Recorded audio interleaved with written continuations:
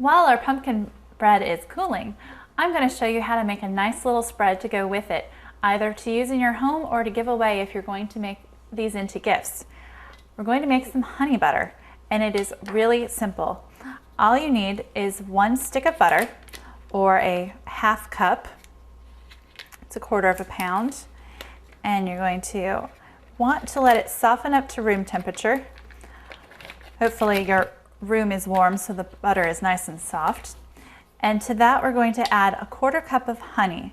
And you can use flavored honey if you want to. I'm using cinnamon honey, but you could use orange honey, or if there's pumpkin honey, which I haven't seen, but I'm sure they have some somewhere for the holidays, or maybe even some lavender honey, depending on the flavor that you want to achieve.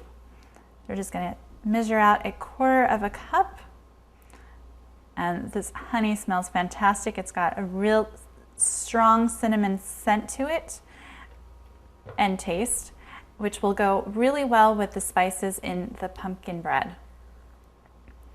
We're just going to measure that out, get that all in there, and you'll notice for beating this, I've got larger beaters. You don't want to use a whip for beating the butter. You want something that's a little bit bigger. And I'm going to turn my hand mixer on. You can also do this in a stand mixer if you want to, but depending on how soft your butter is, you're fine with a lower powered mixer as well. Now you can see with the butter and the honey all whipped in together, what a great spread this looks. It smells great and it tastes even better. While you're making it, you might want it to be a little bit sweeter or perhaps not as sweet. So if you start with the amount of honey, you can always add more later if that's how you want it to taste.